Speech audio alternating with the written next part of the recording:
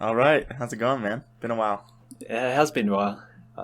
How's it going? Hopefully we can give these people a new nugget. They've been looking forward to this. I know. I've actually had a couple of people ask me, when's the next episode come out? I think Fowl and Nice asked me today as well.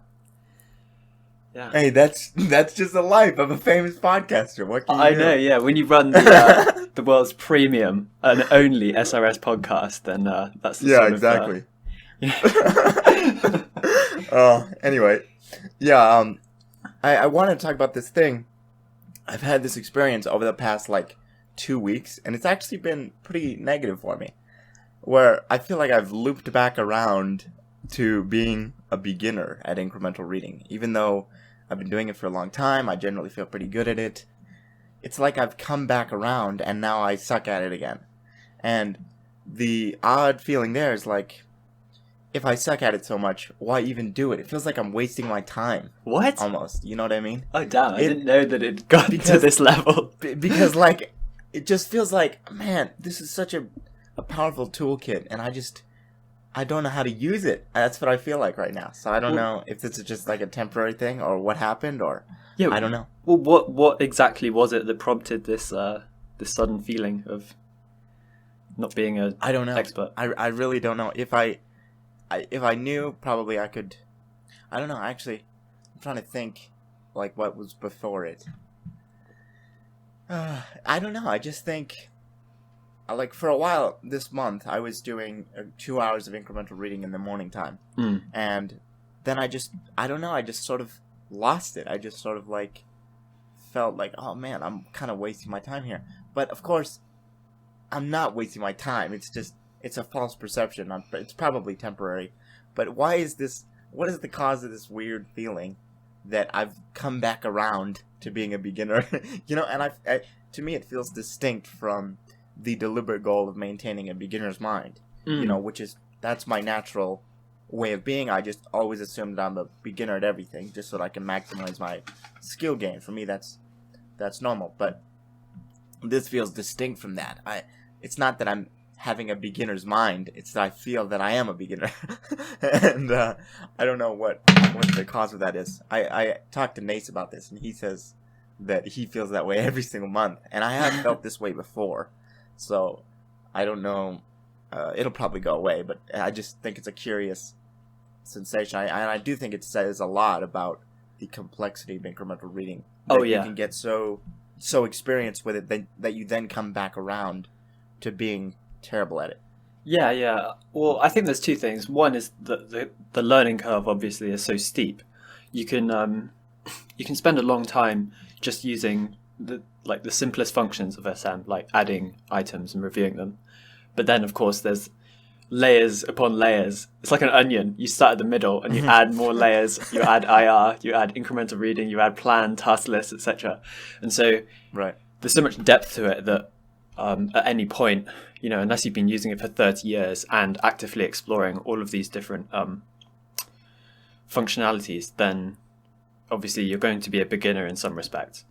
But also I think that part of the thing might be that you've obviously been using it for quite a long time. How long have you been using SM for at this point? I don't know, 5 years. So 5 years. So you've probably forgotten what it was like to just learn without SM, I guess. So, although I remember having this feeling that at the start, when I just started using SM around a year and a half ago, getting close to 2 years now, actually, I think, I would think, oh my God, this is so much more efficient than what I was doing before. Because now I have control over all of the different things I want to learn. I can organize them, prioritize them and everything.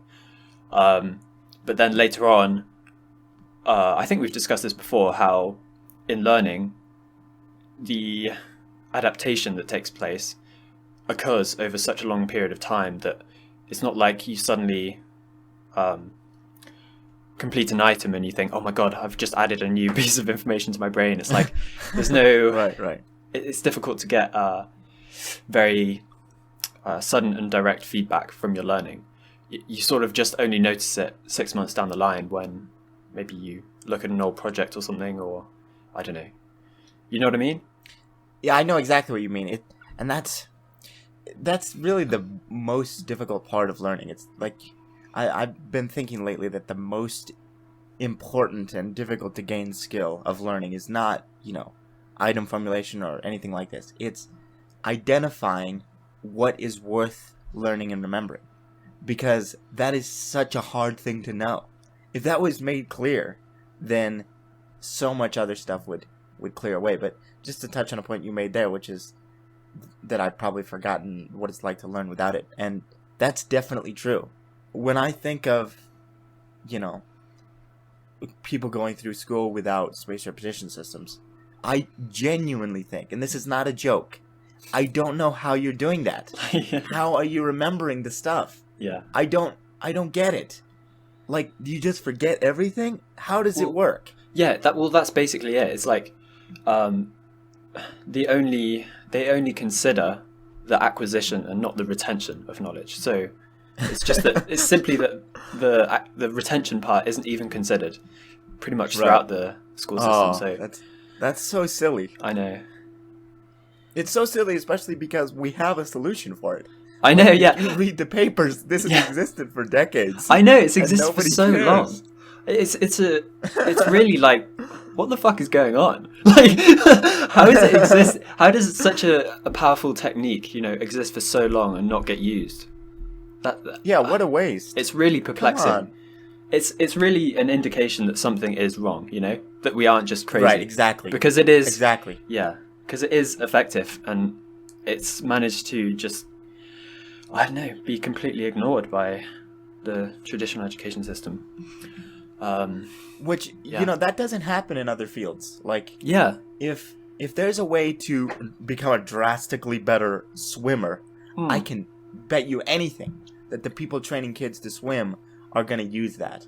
Yes. Like, they're not just wasting these insights and just going, oh, who cares? That's a little bit hard to implement, so we won't do it. It's so crazy. Yeah, exactly. I think you really nailed it there with like comparing it to athletics or something like that. Like, right. Imagine if you told someone training for the Olympics that there was this method that would massively increase the effectiveness of their training. You better believe that they're going to go out and use it. Like, those people will kill themselves for like 0.05% increase in effectiveness.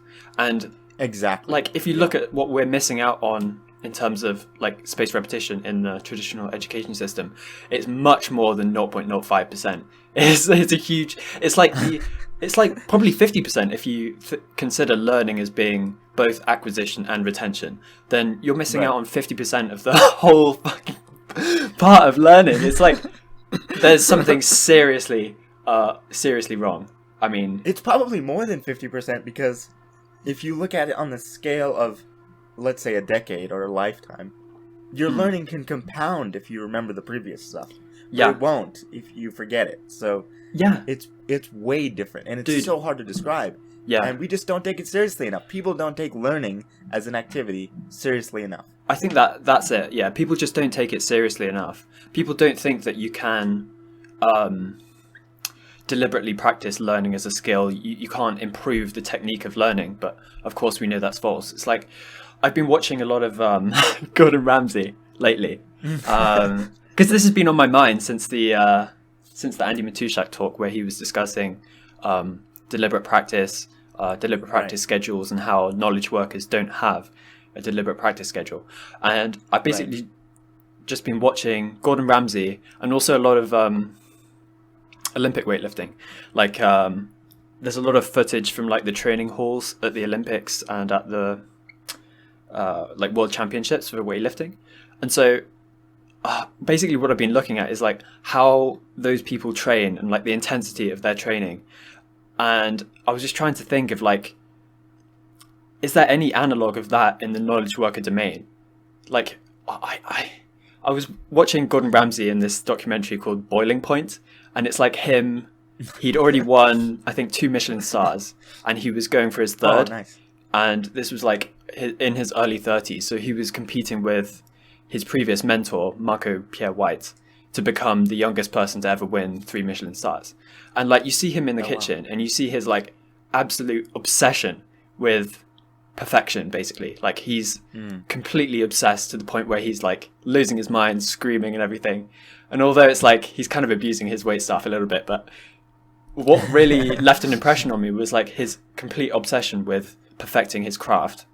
And yeah, it's similar to how like the Olympic weightlifters, they train with such insane intensity, especially before a competition. It was like, is there anything like that in the knowledge worker domain? I couldn't imagine that. Like, if you think about university professors, like the life they lead compared to someone like competing to be the top in their field, it's just like, I don't know. I feel like they're completely missing the mark. Yeah, and, you know, the thing is, it's like, the only time there's any sort of intensive exercise with knowledge work, like I'm thinking of programming specifically, and if you imagine these boot camps that people go through, the boot camps themselves are very intensive, but that's just during the initial period where you go from, you know, not knowing how to code to knowing how to code. It's not you know how to code and you're trying to get better, right? Like, you'll end up an okay programmer, probably. I've actually never gone through one of these myself, so I could be speaking out of school here, but my understanding is that, you know, you're not like one of the best programmers in the world when you exit that program, so you would still have to you'd still have to increase your skills, and people just, I don't even know, what would it even look like? And I guess that's what we were chatting about a little bit about with Andy, you know, which, by the way, it's still pretty cool that we got to chat with him. But anyway, very cool. Yeah, it's, you know, what would it even look like? Like, I don't know. It's one of those weird things that people don't even discuss. It's so rare. But I've heard like Tyler Cowen talk about it. It's like, what's your equivalent of practicing your scales? Like, what do you do in your life that is similar to that? And if you're not doing anything, maybe you're just not that ambitious. You know, maybe you're not taking this seriously. And for the most part, I don't believe that people outside of very specific fields like being a musician or being an athlete or very narrow things like this, people just don't take the act of learning itself as serious. Yeah. I think, one of the other things I was thinking of is like, if there was this drive amongst knowledge workers and such to deliberately practice their skills and stuff, what sort of things would we expect to see? And I was thinking of like YouTube. On YouTube, I can go and look at, to use the Olympic weightlifting analogy again, like I can go and look at their training and they will tell me in like a vlog exactly what they're doing, exactly what they're eating, all the macronutrients they're consuming, the periodization of their training and so on. There's no analog of that in knowledge work. Like, I suppose like Andy's video of him live streaming himself doing his notes, that was like a tiny component of what I'd expect to see. Like, I'd expect to see like, for example, someone writing an essay, you know, what's their workflow from start to finish in terms of research, actually writing the essay? Have they like configured everything so that it's like as efficient as possible? Are they using all the tools available to them and all of that stuff? But there's just nothing like that. Right. Nothing like that exists. Yeah, and why is the reason that nothing like that exists because no one's doing that, taking it seriously enough to do that, or they just don't want to make it public, right? That's a good point. Like, which of those could it be? Because I think probably there's a few people in the world who do this kind of thing, right? They take it very seriously and they're trying to maximize their skills, and we just don't hear about them for whatever reason. They're just not known publicly. And so that could definitely be the situation. But for the most part, I really do believe that people are just leaving all kinds of gains on the table because of the difficulty of this kind of thing. Or maybe it's not even the difficulty. It's, you know what I think a lot of it is? A lot of it is this weird belief that, you know, you're stuck with whatever you're born with. You know what I mean? Like, if something is difficult for you, it's just meant to be difficult, you know? Yeah, I think that's a good point. It's like, is the incentive, like, is the knowledge that these people we're imagining who have great skills, like, is that knowledge so valuable that they don't want to share it? Or is it the case that actually no one really develops these skills, and so, like, because they're not motivated to, because they think, like you said, that there's no way to actually increase them? Like, is there such a high incentive that all this information just gets locked behind closed doors for those who are lucky enough to discover it? Or is it the case that everyone just thinks it's not possible, so no one attempts? Right. Yeah, I mean, I do think part of it is that feeling like, wow, this is real insight. I don't want to share it because then I'll have a competitive advantage, you know, if it's just me that knows this. And there is even a feeling about that with, you know, SM. It's like, if you use this and someone else doesn't, in a certain way, you do have a competitive advantage. True. Right? Otherwise, if you don't, that means either you're not using the tool right, or the tool is not that effective. If the use of a tool does not make your life easier compared to someone who doesn't use the tool, then the tool's not very good. So I do think that's part of it. Like, I can't let everybody know about this because I want to maintain being a level above everyone else. Right. I think that's part of it, but you see such surprising levels of sharing in other domains that I'd expect it to be similar, like, in knowledge work, you know? Like, people share weightlifting programs, like what they're doing and all of that stuff, even though they're giving away their competitive advantage, I suppose. So I think, like what you said before, just about people not believing that it's actually possible, I think that is probably, for me, I think that's probably the biggest component of it. Yeah. Yeah, and the weird part about that is, like, people just settle into a particular way of doing something and then they just never change. You know, it's like, to compare it to weightlifting, think of all the differences in your training program between if you were to just imagine it yourself without looking anything up, and what you actually find. Yeah. Like, and that's what people do with their learning. It's just, I'll just do whatever's natural. That is spot on. That's so wild. Yeah. It's like, this would not fly in any other domain. Like, if you just, like, it's like a 14-year-old kid, he walks into the gym for the first time. Like, is he going to nail it first time? Like, exactly the right program? Exactly. Or is he just going to completely fuck up? Just create some absurd biceps-only curls all day. 30 sets of, like, max reps curls or whatever. Oh, man. That's basically what we have right now. That's what people are doing. Most people are doing that. Yeah, and people think that's normal. Yeah. This has just become the accepted way. Yeah, that's just studying. Oh, I'll just read this over and over because that's what I've always done, you know? Yeah. It's like, dude, there's so much better stuff. And it's not just spaced repetition. It's like the notion of active recall itself. The number of people that think that rereading is a good idea is so high. It's insane. But it's such a waste of time. How about just tell people, hey, instead of rereading, when you're done reading, just look away and see what you can recall. There you go. Like, that would help your studying so much. But still, that's not a popular thing.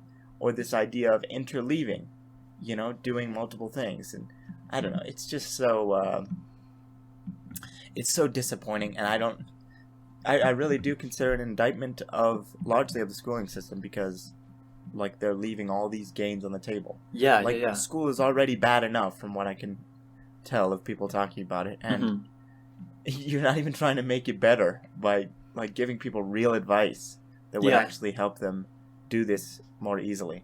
They're just, it's like leaving $100 bill on the floor, basically, you know? Not being bothered to just bend down and pick it up. Like, everyone's done the work already. It's already been through all these, like, it's already been researched in papers and everything. It's been available for so long. Yeah. So, do you think there's any hope of this situation changing? And do you think the impetus for change, where is it going to come from? Is it going to come from, like, the traditional education system itself, or is it going to be spurred by, like, Woz has talked, for example, of, like, a student revolution? Which one do you think is more likely? Yeah, I mean, to be honest, I don't think it'll change anytime soon. Like, we've had computers for a long time now. Like, even, you know, home computers and computers in your pocket and this kind of thing. And it still hasn't improved. Like, in terms of the teaching techniques used, it's still, you know, sage on a stage, I tell you this, then you learn it, right? And then that's the that's the situation. You go home and you read this, and maybe you have some practice problems. Again, I'm summarizing from what I've observed. Perhaps I'm wrong, but Mm-hmm. anyway, That's pretty much right. Yeah. That seems to be it. So I don't like. Is there even an incentive to do this? Right, like that's the problem. Yeah. Because for the schooling system, they need, like, if you're a regular teacher, what's the incentive for you out of everyone? Maybe in your whole school, or perhaps in all of the schools in your city or state or something, to implement a spaced repetition practice with your kids. Or at least try, right? Like, what's the incentive for you? Unless you're just really into learning stuff and you've happened to stumble upon this, and maybe you really care that the kids learn, which probably most teachers do, otherwise they wouldn't do it. But anyway, like, the incentive for individuals is that they have to just come upon this themselves. And, you know, people are busy. Like, if you're a teacher, you're not that into the details of it. You just want to make sure the kids learn. You know, I have no idea, but I think it would need to be more widespread, probably. And I don't think it would come from the students. Like, it seems unlikely that there's going to be any kind of student revolution. But yeah, I don't know. Yeah, I think spaced repetition in its current form, it couldn't be implemented easily in schools because teachers don't tend to be that, like, technically proficient. Like, I've been in a lot of classrooms where the teachers have to, like, get the whiteboard working or whatever, and it's just hopeless watching them struggle to do that. So it's like, yeah, spaced repetition in its current form, if you're doing it if you want to take it to sort of the advanced level, then you have to get familiar with all of these kind of niche tools. You have to put a lot of time into, especially, like, take SM as an example. You've been using it for 5 years and you feel like a beginner, you know? Yeah. For a teacher who has very little incentive to do anything but get their kids through the next exam, you know, they're not going to want to spend 5 years investing their time in this wacky tool just so that they can, I don't know, learn a little bit faster or whatever. Yeah. Right, and an additional problem is, like, there's a perception that it is more difficult, or that it's less effective, right? So this is known in the literature. We talked about this before, where, you know, when you learn this way, you have the sensation that you're learning less instead of more, which is obviously a downside. Like, the students are going to be going, this sucks, I'm actually learning less now, right? Yeah, exactly, and that would be okay if you had a coach. Like, if you imagine the analogous athlete, right? An athlete's coach would say, it's okay, this is going to feel difficult, but trust me, you'll get gains from this. You know what I mean? Because the coach has been through that. They've been doing this for however long. They've read the literature. They've talked to the other coaches. They know the best practices here. And they'll be able to give you comfort. Like, hey, even though this seems weird, I've done this before. And, you know, it worked out. So we would need an equivalent for teachers where it's like, look, this is going to feel more difficult. It's going to feel less effective. But if you stick with it for a long enough time, you will notice that you're able to retain more of this more easily, you know, or in the case of something else, you'll be able to use your inductive reasoning more easily, or whatever it is, right? Yeah. And that's the thing. It's just people don't have this kind of approach to it. It's like, if you don't feel immediate benefits, it's not working. I think the point about the coach was very interesting. And I think rather than, like, physical coaches, I think what we'll see is something similar to... Actually, it's something similar to what you already have in the fitness industry. So you have, like, people who take fitness very, very seriously. They make these vlogs and videos online and they post them on YouTube. And so they sort of become a teacher of sorts. But, like, the relationship between them and their students is very different with the traditional, like, schooling industry. Like, because there are so many students, but they're all learning just from one, basically, superstar teacher, you know? So you can have one person with a very popular fitness channel. He makes a video and then, like, millions of people watch just his very high quality videos, rather than, like, having 30 fitness, like, people who are interested in fitness learning from like one just mediocre teacher or whatever, you know? So maybe it'll just become like that, like, where teachers, I don't know, like, where you just have one very good teacher rather than many sort of mediocre ones, and people sort of just watch their videos, you know? Right, and I sort of had hoped that Khan Academy would be that, but, again, it just doesn't seem to be. Like, has math education in the States gotten significantly better, or anywhere in the world, other than, like, rural nations, third world nations that didn't have really any significant education? Like, I think they've lowered the... Did Andy say this? I think they've lowered the floor, which is, that's good. Fewer people know nothing about mathematics or whatever it is. But have they raised the ceiling or raised the average? Probably not. I just have a hard time believing that it's been that effective, which is kind of a disappointment. It's like, you would think that if you had online classes that you could rewatch and you had a bunch of practice problems that were algorithmically generated and the computer told you whether or not you knew this principle, right? You would think that's tremendously more effective, like in teaching. Like, I'll give you an example. Chess.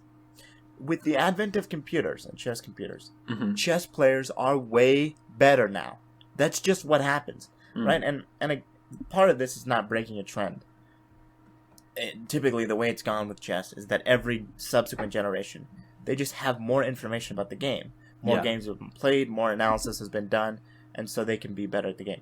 But with computers, it's even better because anybody can get a chess computer and just analyze tens of thousands of games or positions or make a move and have the computer tell you what was good, this kind of thing. So computers for something like chess have actually helped. And, there are chess coaches, but for everything else, it's kind of stayed at roughly the same level with a few upticks, and people think that those anomalies have spread and changed things for everybody, when in reality, I don't believe that's true. Like, I haven't seen evidence of it, at least. It seems like in the example of chess, like, it's the development of computers that you can just play with has allowed people to practice much more intensively than they could otherwise. Right. Yeah. Right. But nobody's trying to do that with all... Like, in the way that there's a chess coach, there's no learning coach, right? There's coaches to learn specific things. But theoretically, with all we know about learning now, there could be a learning coach. You know what I mean? I think that's kind of like the same way that there's a running coach, Yeah. I feel like that's kind of like was. Like, he's kind of like a learning coach. Would you agree with that? I mean, I definitely think he shares a lot of wonderful information about learning, but I think the coach, what do you call it? Coach-student relationship, whatever it is. Right. I think that is something more special in terms of the effectiveness of it. Like, you had a particular coach with you, and you could ask them advice, and then they give it to you, and you iterate and come back later and, improve from there. I do think that's better than just reading something. I don't know if I can't really imagine there being just like a generic learning coach. Like, I feel like if that sort of system is going to pop up, it would be more like the apprentice system, where you'd be studying under a like very like an expert in their field, right? But it'd be in a specific domain rather than them being like a generic learning coach and then giving you tips on like generic learning stuff. Like, actually, I think that's what is basically doing. Like, SuperMemo essentially represents a generalized learning solution, right? So you can learn a lot of different things with this one tool. But in terms of the like student-coach relationship that I think you're referring to, I feel like that is more of like I feel like it's just more like they're going to be experts in a specific domain that you're interested in, and then you study under them and they give you tips related to that domain. Right, yeah, and that's definitely possible. It could be the case that it's just not really possible to generalize the skill of learning so much that you could have someone who was just like, here, I'll just instruct you on learning itself instead of learning a particular thing. Right? So that definitely could be the case. But I guess the broader point is like, until people take this seriously as a learnable skill, learning itself is a learnable skill, then we're just going to sort of stagnate. And with what's happening right now, which is like you have to gain new skills. It's such a silly thing. People talk about, at least here in the States, I don't know what it's like in the world, but people talk about, these truck drivers, we're going to have to teach them to be programmers. Or these coal miners, we're going to have to teach them to be programmers. I'm thinking, are you joking? There is no way. First of all, how do you even know they want to be programmers? You're just going to force them into it? And second of all, if you're 55 and you've been a truck driver your whole life, you're not going to learn programming. I'm not saying they're incapable. It's just such a hurdle right now. Right? So the way we're looking at life, it's like, let's just learn new skills. The only way that's going to happen for people to be able to... Because people have been talking about this for a while. Like, Yuval Noah Harari has talked about how, once AI takes over the jobs, the whole point of life is going to be to reinvent yourself every, 5 or 10 years. So you gain a new expertise to adjust for the changing world, right? Mm-hmm. The only way that's going to happen, the only way people are going to be able to gain those skills quickly enough, is if there's some kind of significant revolution in the viewpoint of learning itself. Like, learning is not an innate skill. You're not either smart or dumb, and that's it. You can actually increase your ability to learn new information, to make sense of things, to remember things. And until that happens, I just don't see how we're going to accommodate for this increasing necessity, to learn skills more quickly.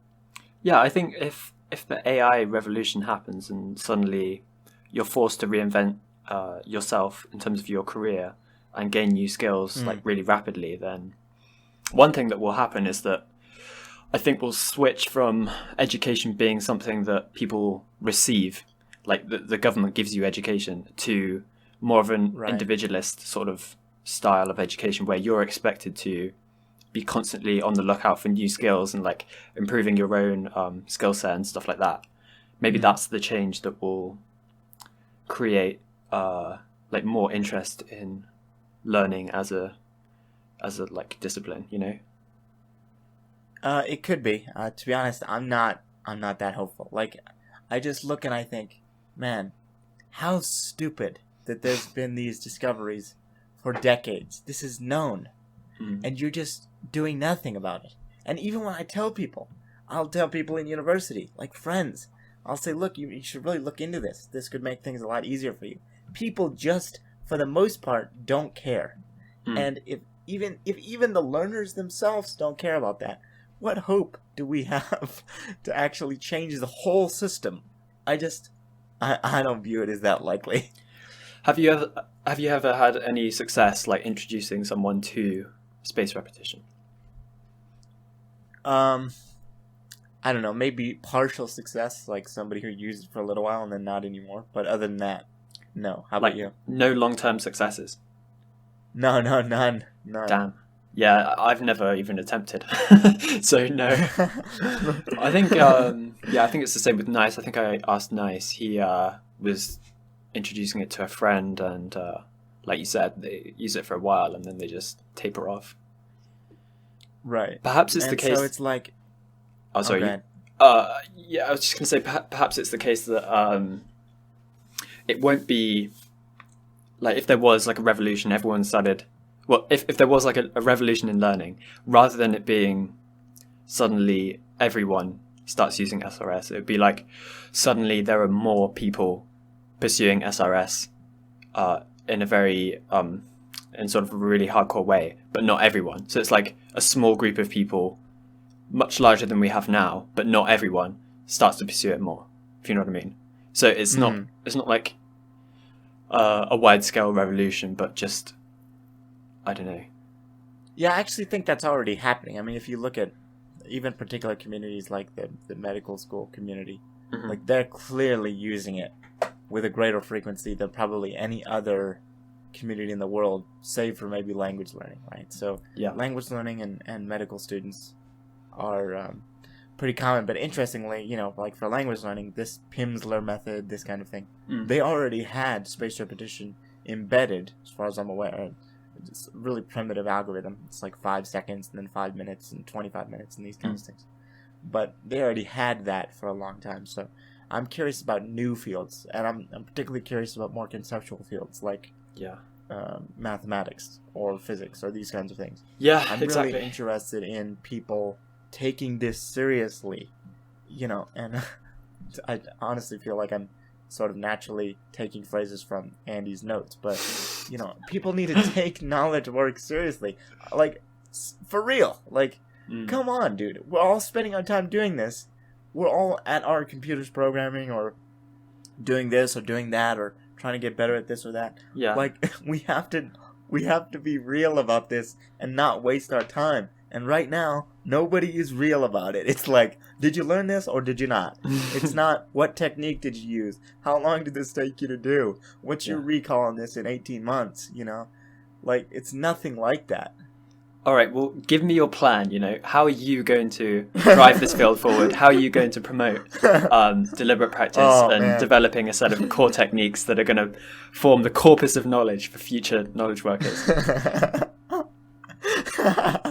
That's a tall order. Yep. I have no idea, and I can't even come up with anything as a joke. Like, it's a really difficult problem, and I'm just not that hopeful that it's going to change anytime soon. What about you? I mean, do you have hope, or do you have an idea, or like? Yeah, what are your thoughts on that? I have hope. I think this supermemo assistant.wiki Discord is a good place to start. There are lots of people who are interested in beginning to build up a body of knowledge about what works in learning and like the results you can achieve after engaging in certain learning practices over a long period of time. So I think the Discord is full of people who are interested in this. So surely we can just start, I don't know, running some experiments, getting people to post about their progress. Like, I keep making these analogies between the fitness sphere and learning because I don't know, I feel like there's a lot of potential for the learning domain to evolve in the same way that the fitness domain has. Like, you have people online, they post about their progress in sort of a decentralized, individualistic way. Yeah, I feel like that would be a really positive development if we have people posting on YouTube, writing blogs, trying to record their progress in like a scientific way, doing experiments such that people can learn from them and then develop and extend them over long periods of time. Other things are like, what if we were able to develop something analogous to a program? I mean, a program is in a fitness program, but for learning. If you want to achieve a certain thing, or if you want to work on a project and you want a sort of a guarantee that you'll make progress, well, maybe you can go online and search through the learning programs website, and look for the sort of things people did to achieve progress in a certain project. So how much time were they spending doing, for example, programming? How much time were they spending reading? How did they divide their week? How did they collaborate with other people and stuff like that? So yeah, I don't know. I know that so many people in this Discord are interested in that, and the Discord's growing so fast, like close to 800 members. So yeah, I agree with that. I think that's a really good idea, and it's already, some of that already happens. People give their experience, but it's not as formalized. What I would like to see more of is people, for example, tracking their time. I would like to know, like, if you're reading a book in SM, how much longer or shorter did you spend on that in SM than you would have if you just read it normally? That's worth knowing. That's worth knowing. Yeah, and the problem right now is we also don't have a metric of recall that is outside of your own items. It would be good if there was some way to test your learning that was beyond answering the questions that you made for yourself. I understand that that's a tough task, but right now, one of the major things people are worried about is, like, does spaced repetition transfer even to things that are close to what you're learning, right? So even if I have a question about something, will I be able to answer a similar question that comes up in real life? Right? We need things like that. And right now, that's not being taken seriously enough either. And what I'd really like to see is, like you say, progress reports. I love looking at the fitness reports where it's like, this person was fat and now they're shredded. Yeah. I want to see someone who was dumb and now they're smart. That's what I want to see, man. Yeah, Come exactly. on. And there's nothing like that. There's nothing like that. Yeah, it's very, very rare to see that. Maybe I've seen it a couple of times in the language learning community where people will post like themselves speaking in a foreign language, right? Day one, right? And it'll be really stilted and not very good. And then they'll show their progress over a number of months, and then they'll show their speaking at the end, and it'll be much more fluent, much nicer. Right. But that's so rare. That's a really cool pattern. I wish more people did for other things. Yeah. Like I said, it's very rare, and I don't feel like it's nearly as in depth as the fitness progress reports can be. Which, like, yeah, I know I'm banging on about it a lot, but really, the fitness subreddits and stuff, they just do such a good job of building on other people's programs, building on like the evidence that they've found, stuff that they've found works over time. And I don't know, I feel like it's a real inspiration for this community as well. I completely agree, and I think we've talked about this roughly before, but they've never, if you read one of those progress posts, they don't guess. None of it is guessing. It's like, well, I ate this many calories because I figured out my total daily energy expenditure is this by using this spreadsheet. Yeah. And it's like, dude, come on. If they're doing this for fitness, why can't we do this for learning? Well, it's so upsetting. What's so strange is that the measurement, like the difficulty of taking these measurements in the fitness industry is a lot harder. Like you've got to be much more disciplined to track those things. Exactly. Than you do if you just install a program and track your time in SM. Then it's much easier. It's like, why aren't we seeing that? It's so much easier, but I don't know. Yeah, it's really upsetting, and what accounts for that? Do people not care enough? Is that it? Yeah, I think like we've basically our whole conversation has revolved around this question, like why is there no, why don't people do this? And I assume it's because there's just no incentive to do it. You mentioned as well that people just don't think they can do it, so they don't even think of doing it. Right. You know. Right. So it's either an incentive problem or, like you said, just the fact that people don't think they even can do it. Yeah, I mean, but even of the people like trying, I guess what I mean is even of the people trying to do these new learning things, how come they're not trying to give progress reports? Is it just because that's not a natural thing to do, or what? Maybe just because there's no historical precedent of it, you know? Right. So maybe we just need to start. Someone has to start it. Exactly. Come on. Let's do it. Let's figure out something we can try for a while. All right. Take a progress report on. Yeah, maybe since we're always complaining about things and never actually doing anything, maybe we'll commit to something right now. And if people view this and they notice in a couple of weeks that we haven't stuck to it, we haven't stuck to our promises, they can berate us in the comments or on Discord. Okay. So what are we going to do? I guess we could do something, I don't know, programming related, possibly, or just SM related, maybe. I don't know.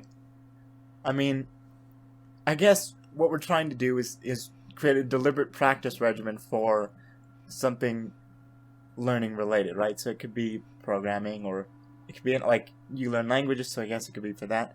I'm happy to go with something for programming, but I think one of the interesting points is, in a way, this kind of goes against, setting these goals at all kind of goes against what WAS recommends, which is like all learning should be pleasurable, right? And inherently, deliberate practice is difficult. Yeah. It's not really fun. There's nothing really fun about it. And so it kind of goes against what WAS recommends about the pleasure of learning and following your learn drive and this kind of thing. So maybe, all right. Maybe I have a good idea. Don't do it.